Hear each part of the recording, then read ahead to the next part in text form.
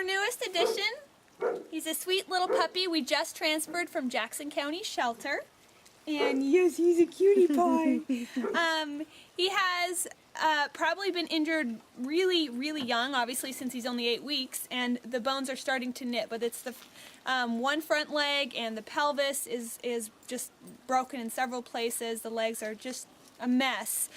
He's bow-legged anyway, and so he has kind of an interesting walk. And then he's also got an overbite. Yes, you do. So his tongue hangs out a little bit when he's relaxed, which is super charming. But other than his physical disabilities, he is a super sweet guy. Lots of fun. And we're really looking forward to getting to know him.